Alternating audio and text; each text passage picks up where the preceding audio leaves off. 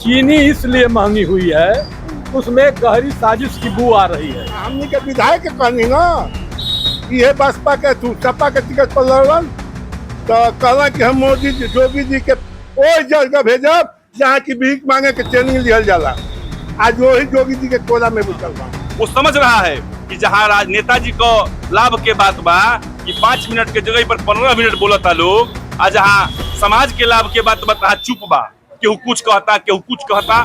पश्चिम के बिहार के नीतीश बाबू उनका दूसरे का नाम पलटू रहा तो पलटुआ के महापलटू बाड़ो अबे कहीं कहीं चौकी होती आ किसान के केहू नहीं सोचत किसान के का बुरा दासा निपेन बड़का छोट भाग गई आ छोटका जो चटुआ बांध दे वही लोग धल जाओ एक बार जान लो।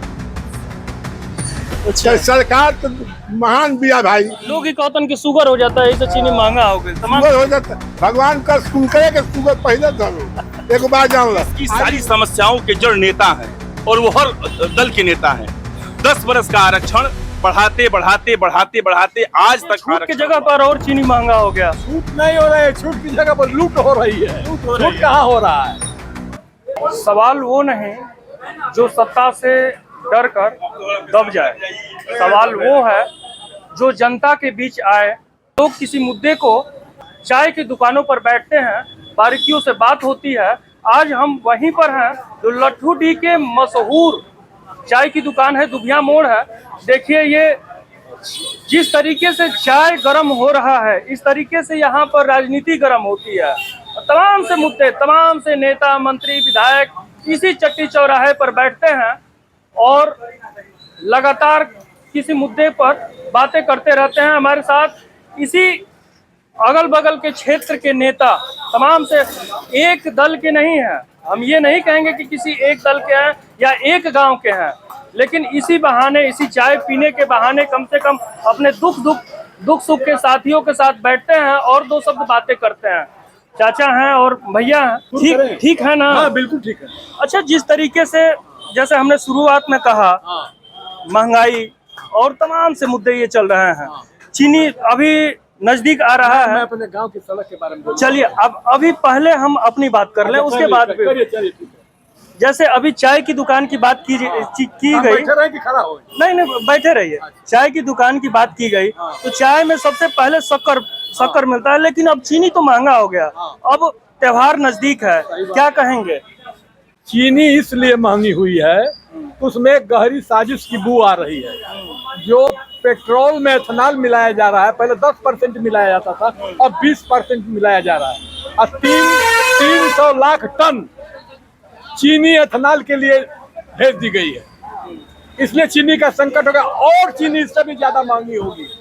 जब तक सरकार कंट्रोल नहीं करेगी, इसको एथेनॉल को बंद नहीं किया जाएगा। उसी एथेनॉल की वजह से तमाम गाड़ियां माइलेज कम हो रहा है, कार्बोरेटर खराब हो रहा है, तमाम तरह की दिक्कतें आ रही हैं। तो उसको एथेनॉल को बंद करने की आवश्यकता है। और जैसे पहले पेट्रोल मिलता था वैसे कोई भी त्योहार आता है, सरकार बड़े बड़े वादे करती है और कुछ न कुछ छूट देती है। ये छूट की जगह पर और चीनी महंगा हो गया। छूट नहीं हो रहा है, छूट की जगह पर लूट हो रही है। छूट कहाँ हो रहा है? किसान को उचित दाम नहीं मिल रहा है। सरकार ने वादा किया था कि 2022 तक हम उसका दाम दूना कर देंगे किसानों का, कुछ नहीं हो रहा है। हम राजनीति में नहीं जाना चाहिए, जनहित की बात है। चीनी को अविलंब सस्ता करने की आवश्यकता है। उसके लिए जो भी कदम सरकार को उठाना चाहिए, लोकतांत्रिक तरीके से उसको उठाना चाहिए। अच्छा, और भी लोग हैं। भैया स्वागत है, बहुत दिनों बाद। धन्यवाद धन्यवाद धन्यवाद। चीनी के बारे में क्या कहेंगे? लगातार महंगा हो रहा है चीनी। देखिए, आप भी जानते हैं और पूरा देश जानता है, बल्कि वैश्विक स्तर की एक संकट आई थी। दुनिया के कई सारे देश एक लंबे समय तक युद्ध में उलझे रहे। युद्ध में उलझने का ही परिणाम है कि पेट्रोल का संकट, डीजल का संकट, जो घरेलू गैस है उसका संकट, चीनी की संकट। तो स्वाभाविक है, आप देखते होंगे अगर घर में कोई संकट आ जाता है तो पूरी व्यवस्था प्रभावित हो जाती है। तो यहाँ तो देश का संकट था, वैश्विक स्तर का संकट था, दुनिया के कई सारे देश इसमें उलझे हुए थे। इस नाते कुछ महंगाई हुई है और कहीं ना कहीं सरकार को इस महंगाई के ऊपर विचार करना चाहिए और जनता के कल्याण के भाव से कैसे घरेलू सामग्रियां सस्ती हों, जैसे हमारे गांव के, शहर के, प्रदेश और देश के लोग सहजता से अपना जीवन यापन कर सकें, इस विषय पर सरकार को गंभीर होना चाहिए। अभी जंतर मंतर पर लगातार धरने हो रहे हैं। वैज्ञानिक थे जो कि धरने पर बैठे थे, कई दिनों से उनको हॉस्पिटल ले जाया गया, शिक्षा मंत्री का इस्तीफा लिया गया, तमाम से फिर दोबारा चल रहा है। क्या कहेंगे इस मुद्दे पर? देखिए, सबसे पहले मैं आपको एक बात बता दूं कि मैं आरएसएस का स्वयंसेवक हूं और मैं सबके कल्याण की बात करता हूं। मेरे चिंतन की परिधि में सर्वे भवन्तु सुखिनः, सर्वे सन्तु निरामया, सर्वे भद्राणि पश्यन्तु मां कश्चित् दुःखं भाग् भवेत्। यानी सभी सुखी हों, सभी अच्छा सोचें, अच्छा विचार करें, सभी का कल्याण हो। जहां तक जंतर मंतर का सवाल है, निश्चित रूप से थोड़ा सा ऊपर कर लीजिए कृपया। इस देश में आजादी के बाद महसूस किया गया कि समाज के जो अपने ही कुछ भाई हैं, यह सत्य बात है, वो संसाधन के अभाव में, गरीबी के कारण, शिक्षा के अभाव में मूल धारा से काफी पीछे छूट गए थे। तो एक व्यवस्था की गई कि 10 वर्षों के लिए इस देश में संविधान के रूप में कुछ विशेष सुविधा अगर दिया जाएगा तो जो अपने ही समाज के छूटे हुए भाई हैं उनका भी समुचित उत्थान हो जाएगा। लेकिन भारत के नागरिकों जैसा सच्चा नागरिक मैं कहता हूं कहीं का नहीं है। इस देश की सारी समस्याओं के जड़ नेता हैं और वो हर दल के नेता हैं। 10 वर्ष का आरक्षण बढ़ाते बढ़ाते बढ़ाते बढ़ाते आज तक आरक्षण हुआ। मैं आपसे सवाल करता हूं, जैसे आरक्षण का उद्देश्य क्या था कि सभी लोगों का विकास होगा और मान लीजिए कि सभी लोग विकास की एक निश्चित दूरी को, विकास की यात्रा को पूर्ण करेंगे। जैसे आप समझिएगा, दलित समाज का कोई अपना भाई है, वो अपना भाई है और गांव में संख्या 100 है, ध्यान दीजिएगा, और 100 है और 100 में पता लगे कि अच्छी नौकरी के कारण, राजनीति में MP MLA बनने के कारण, PCS IAS बनने के कारण, व्यवसाय में अच्छी व्यवसाय करने के कारण उस अपने दलित भाई का अपने पुरुषार्थ के आधार पर और कुछ आरक्षण का सहयोग लेकर के वो अपना उत्थान कर लिया। अच्छी बात है, करना चाहिए। देश में सबको प्रसन्नता के साथ जीवन यापन करने का हक है और होना भी चाहिए। हम सब भारत के संतान हैं और सब लोग बराबर हैं।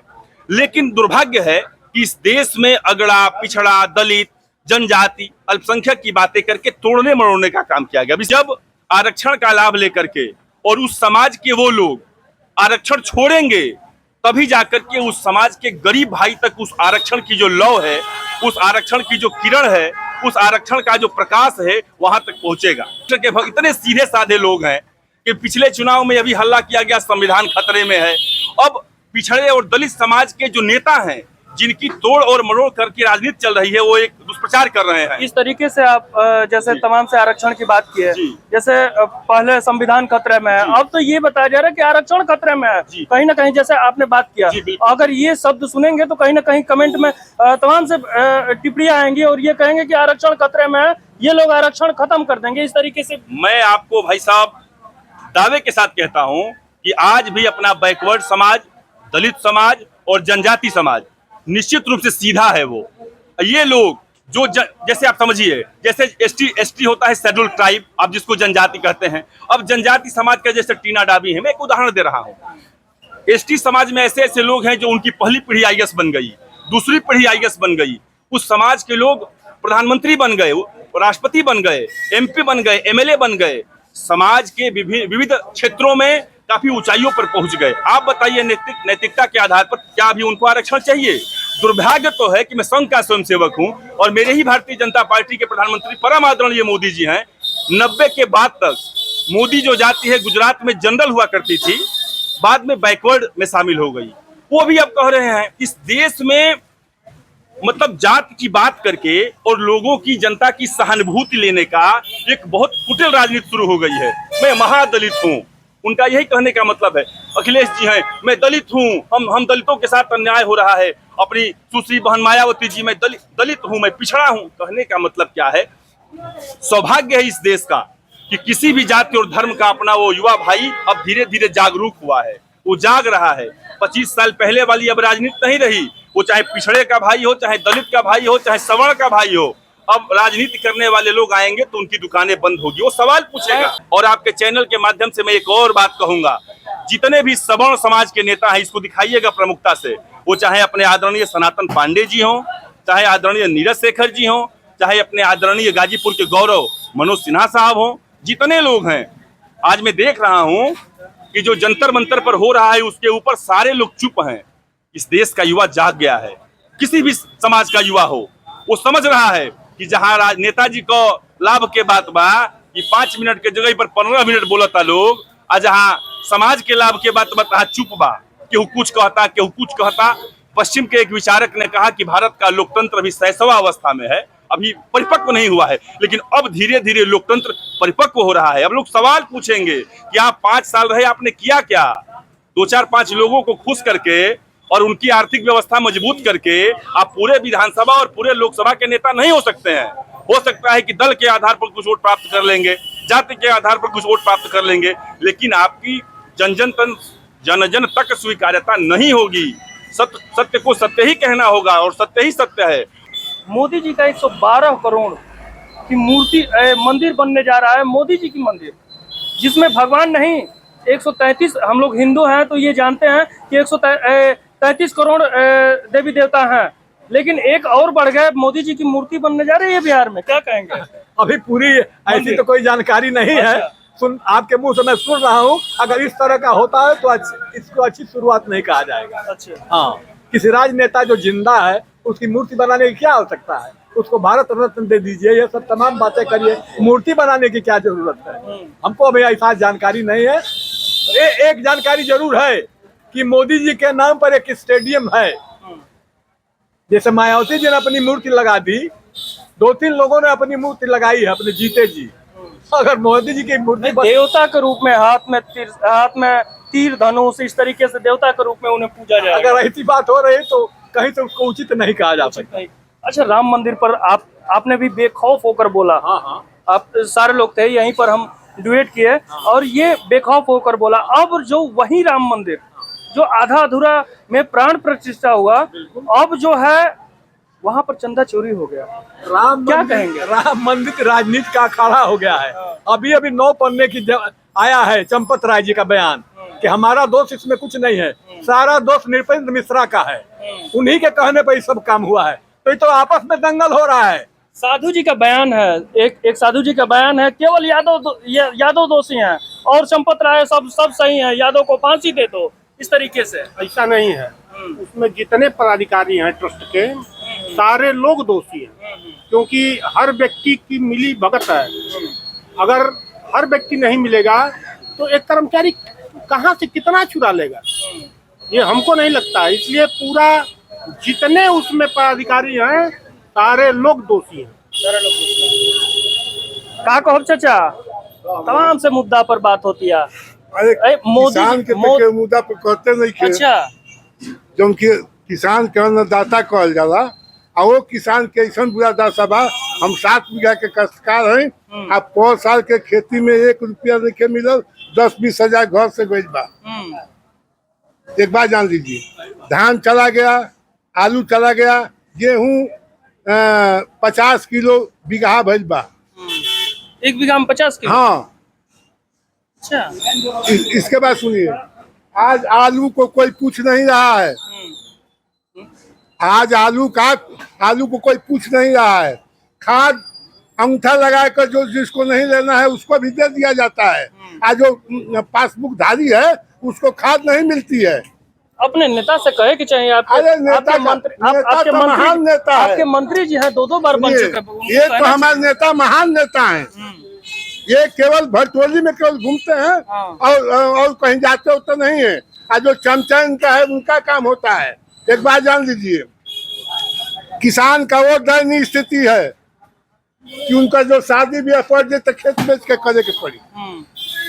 जे 10 बीघा का काल बा उनको तो खेत बेचे के पड़ी। वो तो कहत रहन कि तमाम से गरीबन के हम शादी विवाह कि 90 रुपया के चीनी हो गई, 80 रुपया, 90 रुपया गुड़ हो गई। खाई तो कहाँ से खाई? शुगर हो जाता। लोग 200 रुपया लेके जेबा तो 3 दिन के सब्जी ना मिली बाजार में। लठू जी बाजार बा चलो हमारे संग हम दिखा देता नहीं। लोग ही कहतन कि शुगर हो जाता है, इससे चीनी महंगा हो गई तमाम। शुगर हो जाता, भगवान का शुक्र करे कि शुगर पहले धरो। एक बात जान लो, आई राम मंदिर, अरे राम मंदिर में चंपत नहीं खन मिली भगत में कि अशोक मिश्रा की कौन ले जाओ, एक निपेन बड़का छोट भाग गई आ छोटका जो चटुआ बांध वही लोग धो जाओ। एक बात जान लो, अच्छा सरकार तो महान बिया भाई, परिवर्तन होके के अरे सरकार इतना महान बिया कि अब एक परिवर्तन नहीं हो तो हमनी के गलती जा। हमनी के विधायक के कहनी ना, ये बसपा के थू सपा के टिकट पर लड़ल तो कहला कि हम मोदी जी जोगी जी के ओई जगह भेजब जहाँ की भीख मांगे के ट्रेनिंग लिहल जाला। आज वही जोगी जी के कोला में बैठल बा। आज जब मुकदमा हो जाइए तरह कहता। अरे भाई कोनो गलती को आता नहीं, मंत्री बा उनका सरकार में, मैंने उनका सरकार में मंत्री बा ना। आज जब भाजपा से लड़ल तो कहना कि अखिलेश के है कर दे भाव कर दे। तई तो बिहार के नीतीश बाबू, उनका दूसरे का नाम पलटू राजा, तई पलटुआ के महापलटू बाड़न। अबे कहीं चल कहीं सोचू हो गया। आ किसान के केहू नहीं के सोचत, किसान के का बुरा दासा बा। स्टोर में जाता नहीं तो 200 रुपया कहता हूँ बाकी चालू, जबकि आलू भेजे में कम से कम 15, 20, 35 अब 65, 110 रुपया 20 रुपया घर से लागल आलू के बाद। बिजली के का व्यवस्था बा? बिजली के भी अरे भैया बिजली तो ऐसा महान दिया कि रात 11 बजे के हुए 3 बजे बिजली आज ना। हमने के सेकेंड जो पावर हाउस बा का कॉल जरा उतना तो हमने की जानत, वो कल ही हाल बा कि कब खराब हो जाई। मंत्री जी से ना कहना आप? मंत्री जी से हम का कहो, मंत्री जी का करियो, भेंट उठोला के ना? अरे भैया उनका से हम भेंटो ना करो, का मतलब बाटे इतना नाराजगी बा? अरे नाराजगी। बिजली पर क्या कहेंगे? तमाम से मुद्दों लगातार अपने अपनी समस्याएं लोग कह रहे हैं, बिजली पर क्या कहेंगे? यहाँ की व्यवस्था सबसे तो समस्या ये है कि उतराव जो सेकंड का फीटर चल रहा है, इनकमिंग बार बार चल जा रहा है। उसको अगर एक पावर हाउस अगर नहीं बैठेगा तब तक इसका विकल्प नहीं निकलेगा। 18 घंटे 22 घंटे लगातार ये सरकार ये दावा कर रही है कि गांव में बिजली है, लेकिन कहीं ना कहीं आप लोग कह रहे हैं कि फीटर सही नहीं है, तो कहाँ से बिजली है? नहीं, कुछ हद तक सही है। दुबिया फीटर पर 20 घंटा लाइट चलता है, जो दुबिया फीटर है वो चलता है। और सेकंड जो है ये आप ये जहुराबाद विधानसभा में इस तरीके से दोहरा चरित्र क्यों? ऐसा क्यों? ऐसा कहीं ना कहीं जिम्मेदार तो इसके नेता मंत्री विधायक जो भी जिम्मेदार है ये लोग भी हैं। बिल्कुल है। जब तक पावर हाउस एक नहीं बैठेगा, ताजपुर या पतार में कहीं बैठने वाला है, तब तक बिजली का समस्या का निदान नहीं होगा। और जो हम लोग का जो 33,000 का जो तार है, जो 33,000 का जो तार है, वो तार को बदलना पड़ेगा। वो तार गड़बड़ हो गया है। और एक जब तक इस पर बार 1 घंटे में 50 बार ट्रिप लाइन हो रही है, केवल ओवरलोड के चलते। इस पर कोई नहीं बोल रहा है, इस पर कोई नहीं देख रहा है। ये बहुत बड़ा समस्या है। केवल कहीं भी समस्याएं होती है, कहीं भी घटनाएं होती हैं, केवल जाति सूचक लगा के कह दिया जाता है, लेकिन समस्या बात ही नहीं करें, कुछ नहीं बात करेंगे। केवल बिजली का मैं बात करूंगा कि 1 घंटे में 100 बार ट्रिप करता है। और राम मंदिर और का उसको तो साइड करिए ना। हम लोग अपने जमीन का दुबिया मोड़ का में हम लोग बात करेंगे, जहाँ कहें वहाँ बात करें। उतना लंबी हम लोग राजनीति नहीं हम बात करेंगे। और आलू का समस्या जो है जानते हैं, चलिए मत करिए, फालतू बात आप अब तक किए हैं। नहीं, देश की ये पूरे देश की बात है। चीनी अगर महंगा हो रहा है, ये बहुत ये घरेलू चीज है। चीनी हम लोग के क्षेत्र में ट्रांसफार्मर जल रहा है, बोले हैं कि 24 घंटे में एक हफ्ता 20 दिन हो जा रहा है, कहीं व्यवस्था नहीं है। किससे आपको मैं बयान दिलवा दूं? सरकार की बड़े जो वादे किए जाते हैं सब फेल है। ये डीएम साहब भी लोग ये कह रहे हैं कि जनता दरबार लगा रहे हैं, इतने अच्छे हैं, तो फिर भी ऐसा क्यों? डीएम साहब, हर डीएम से तो ये अच्छे हैं तो उनके अधिकारी क्या नहीं सुनते? नहीं सुनते हैं, नहीं सुनते। तब अच्छे कहाँ से? कुछ काम के लिए अच्छे हैं। आलू जानते हैं, मैं 400 पैकेट में आलू रखा हूँ, और आलू मैं सोच रहा हूँ कि मैं बेच दूं। 300 रुपया एक पर्ची का कीमत है, उसका निकलवाई 180 रुपया है। 1 बीघे का कीमत जानते हैं कितना लगता है? करीब लगभग 30,000 रुपया लगेगा। किसान का बहुत दयनीय स्थिति है। 5 किलो यूरिया में घट गया। 40 बीघा में धान बोया हूँ, यूरिया नहीं मिल रहा है। आधार कार्ड का अंगूठा चाहिए। मैं कहाँ से आधार कार्ड लाऊं, किसका आधार कार्ड लाऊं, कहाँ से मैं अंगूठा लगाऊं, बताइए। अच्छा देश की व्यवस्था अगर देखा जाए, जो आधार कार्ड की बात कर रहे हैं, हमने कुछ दिन पहले एक इंटरव्यू किया, उसमें कहा कि हम उस देश के निवासी हैं जहां पर दारू और गांजा भांग लेने के लिए आधार कार्ड की जरूरत नहीं होती, लेकिन खाद लेने के लिए किसानों को आधार कार्ड की जरूरत लगती है। क्या ये सही है? हाँ सही है, ये हमने सही कहा? हाँ। भैया कुछ कहना चाहते थे जी, राम मंदिर पर क्या कहना चाहेंगे? आप पूछ रहे थे क्या राम मंदिर जी। पर कुछ पूछ रहे थे? हाँ हाँ, राम मंदिर पर चंदा चोरी इस तरीके से लगातार।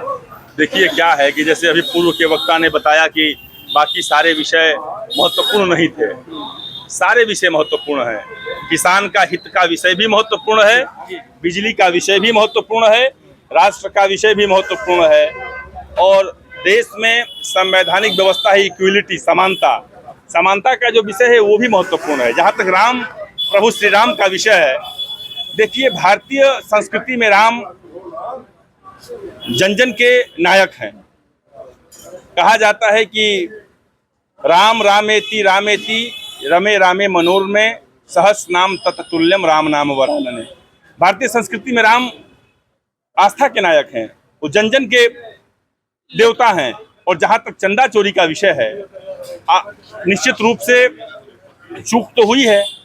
मैं संघ का स्वयंसेवक हूँ, एक स्वयंसेवक ही ऐसा है, आप किसी दूसरे पॉलिटिकल पार्टी के कार्यकर्ता और नेता से बात करेंगे तो तुरंत वो डिफेंस में उतर जाता है। अभी सपा की 2 गलतियां होंगी और सपा के कार्यकर्ता नेता से बात करेंगे तो वो बचाव करता है, भाजपा वाले लोग बचाव करेंगे, बसपा के लोग कांग्रेस के बचाव। मैं कहता हूं कि कहीं न कहीं मंदिर के नाम पर गलत हुआ है। पूरे भारतवासी और यहाँ तक कि दुनिया में जहाँ भी हिंदू समाज के लोग हैं और भारत में निवास करने वाला प्रत्येक व्यक्ति यहाँ हिंदू है। कन्वर्जन के बाद कोई दूसरा पंथ स्वीकार किया, सभी लोग भारतीय का मतलब सब हिंदू ही हैं यहाँ। कोई 400 साल पहले स्वीकार किया, कोई 1000 साल पहले स्वीकार किया। राम सबके प्रिय हैं। इंडोनेशिया विश्व का सबसे बड़ा मुस्लिमों का देश है, लेकिन आज भी जो रामलीला लगती है उसमें अपने मुस्लिम समाज के भाई पात्र करते हैं। तो राम केवल हिंदुओं के नहीं, यहाँ जो निवास करता है सब जो है भारतीय है, हिंदू है, पहला। दूसरा सनातनी है। चंदा चोरी का विषय आया है, चंदा चोरी के विषय में जितने लोग संलिप्त हैं, मैं कहता हूं कि भारत धर्म का देश है, धर्माधिष्ठ देश है भारत। 2 तरह से सजा मिलेगी। एक तो कानूनी प्रक्रिया के तहत जो शुरू हो गया है, जितने लोग दोषी होंगे, मैं आपके चैनल के माध्यम से मतलब दावा करता हूं कि सरकार भी प्रतिबद्ध है कि जितने लोग और जो लोग भी, चाहे कितना भी प्रभावशाली व्यक्तित्व का व्यक्ति हो, अगर दोषी है और एविडेंस के साथ इस बात की पुष्टि हो जाती है तो कहीं न कहीं वो दंडित होगा, पहला। और दूसरा, फिर कह रहा हूं कि भारत धर्म का देश है, भगवान राम भी नहीं छोड़ेंगे, ध्यान दीजिएगा। एक तो कानूनी प्रक्रिया के तहत सजा भुगतना है और भगवान राम भी नहीं, वो लोग रौरव नरक के भागी बनेंगे। मैं ब्राह्मण समाज से हूं, उसमें 4-5 नाम ब्राह्मणों का है। मैं कहता हूं अपने जाति के ऊपर कि यार कम से कम ब्राह्मणों को तो इससे बचना चाहिए। ब्राह्मण भारत में नेतृत्व करता है। ब्राह्मण का अगर आचरण और व्यक्तित्व बड़ा होगा तो अन्य समाज के लोग उससे सीखेंगे। और जब ब्राह्मण ही भ्रष्ट हो जाएगा, चाहे वो पांडे, शुक्ला, तिवारी जो भी हो, आपके लिए धन इतना महत्वपूर्ण हो गया, जन सामान्य के लिए भगवान आस्था के केंद्र है और आपके लिए राम कमाई के माध्यम बन गए। जितने लोग दोषी हैं, 2 तरह से उनको सजा मिलेगी, एक कानून के तरह से और एक भगवान राम भी नहीं छोड़ेंगे। और आप तो अभी कम उम्र के हैं, स्वस्थ रहें, आनंद रहे, लंबी उम्र जिए। आपके सामने और जो सुन रहे हैं सबके सामने जितने नाम आ रहे हैं, देखिएगा विक्षिप्त होकर के और सड़क पे घूमेंगे, ये मैं वचन देता हूँ। जय श्री राम। इस सरकार में चाचा, इस सरकार में क्या लग रहा है कि उन दोषियों को सजा मिल पाए? निश्चित रूप से उनको सजा मिलेगी। नहीं तो मैं संघ का 2य वर्ष प्रशिक्षित स्वयंसेवक हूँ और जिंदा व्यक्ति हूँ। जिंदा का मतलब रीढ़ का व्यक्ति हूँ, बिना रीढ़ का व्यक्ति नहीं हूँ। बिना रीढ़ का मतलब क्या होता है, आजकल समाज में बिना रीढ़ वाले लोगों की संख्या बढ़ती जा रही है। जैसे बिना रीढ़ का मतलब क्या हुआ कि हम इतने शालीन हो गए, बिचकर खुद कालीन हो गए। हमको ईश्वर ने बुद्धि दिया है यार, हमको सलीका दिया है, हमको ढंग दिया है, सोचने समझने की शक्ति दिया है। मैं स्वयंसेवक हूँ और सजा उनको नहीं मिलेगा। और जंतर मंतर के विषय पर अगर सरकार गंभीर नहीं होगी तो कहीं न कहीं मैं जिस सोच और जिस धारणा से संघ, मैं डॉक्टर हेडगेवार के कारण संघ में जुड़ा हूँ। मैं दीनदयाल जी के कारण संघ में जुड़ा हूँ, मैं श्यामा प्रसाद मुखर्जी के कारण संघ में जुड़ा हूँ, मैं अटल जी के कारण संघ में जुड़ा हूँ। एकात्म मानववाद का दर्शन मुझे प्रिय है। और जब मैं देखूंगा कि अरे यार बहुत अंतर तो बाकी जगहों पे और यहाँ नहीं है, तो निश्चित रूप से मैं भी थोड़ा सा जो मेरी सक्रियता है वो कम होगी, मुझे पीड़ा होगी कि आप जितने लोग दोषी हैं उनको सजा दीजिए। पूज्य महाराज जी को भी निवेदन और आग्रह से कहता हूं कि चाहे वो संघ का व्यक्ति हो, चाहे भाजपा का व्यक्ति हो, चाहे वो राम ट्रस्ट का व्यक्ति हो, अगर भगवान राम जैसे गंभीर विषय पर भी छेड़छाड़ करने वाले लोग बरी होंगे, बचेंगे, तो समाज में गलत संदेश जाएगा। गंभीरता से लेते हुए सारे लोगों को दंडित किया जाए। चलिए, वीडियो बहुत ज्यादा लंबा हो जाएगा, लेकिन एक शब्द में चाचा से इसी पर क्या लग रहा है कि इस सरकार में राम मंदिर चंदा चोरी वाला जो मामला है, उन लोगों को, उन दोषियों को कड़ी से कड़ी सारे लोगों को सजा मिल पाएगी? उनको कोई सजा नहीं मिलेगी, इसीलिए एसआईटी बनाई गई है। सब लीपापोती होगा, कोई कार्रवाई नहीं होगी। चंपत राय कहेंगे कि नृपेंद्र मिश्रा दोषी हैं, नृपेंद्र मिश्रा कहेंगे कि चंपत राय दोषी। ये नूरा कुश्ती लड़ रही है, आम आदमी परेशान होगा। राम जी को जो लूट थी, महालूट थी, डकैती थी। राम जी दंड देंगे तो कब देंगे, कब? लेकिन वर्तमान समय में जनता ही उनको दंड दे देगी। अपने एक वोट के माध्यम से देखते रहिएगा। अब दिन बसंत के दूर नहीं है, पतझड़ को जाना है जाए। कह रहे हैं चाचा की सजा नहीं मिल पाएगी। देखिए, चाचा वरिष्ठ हैं और बड़े शालीनता और अदब से मैं कहूंगा, चाचा जिला कांग्रेस कमेटी गाजीपुर के उपाध्यक्ष भी रहे हैं, हम सभी के प्रिय हैं और हाँ हैं, रहे भी हैं और वर्तमान में भी हैं। मेरा आशय यही है। देखिए, इस दुबिया मोड़ की बड़ी खूबसूरती है। ये संतोष जी की दुकान है, संतोष यादव जी की, बड़े हम सभी के प्रिय हैं। यहाँ हर दल हर विचार के लोग बैठते हैं, साथ में चाय पीते हैं, नाश्ता करते हैं और सामयिक विषयों पर चर्चा करते हैं। यह समाज की खूबसूरती है, होना भी चाहिए। चाचा से मैं यही एक निवेदन करूंगा कि आपके चाहने से और मेरे चाहने से बहुत कुछ नहीं होगा। एक कानून की अपनी प्रक्रिया है, थोड़ा सा पेशेंस का परिचय दीजिए, धैर्य बनाइए, विश्वास रखिए। दूध का दूध और पानी का पानी होगा। जो भी दोषी होगा वो सजा भुगतेगा, भगवान राम भी उसको सजा देंगे और जनता भी, मान लीजिए जनता जनार्दन है भारत में और किसी भी लोकतांत्रिक देश में सर्वोपरि ताकत जनता के हाथ में है। 2 नहीं बल्कि 3 जगह से जनता भी देगी, भगवान भी देंगे, कानून अपना काम कर ही रहा है। चलिए, वीडियो बहुत ज्यादा लंबा हो जाएगा, तमाम से लोग अपनी अपनी बातें रखें, लेकिन आप लोग क्या सोचते हैं कमेंट करके जरूर बताइएगा। क्या सोचते हैं चाचा के बारे में, जिन्होंने ये कहा कि इस सरकार में उन लोगों को सजा नहीं मिल पाएगी? क्या सोचते हैं भैया के बारे में? तमाम से लोगों से बातें हुई, कमेंट करके जरूर बताइएगा। मैं मनीष कुमार भारद्वाज, धन्यवाद।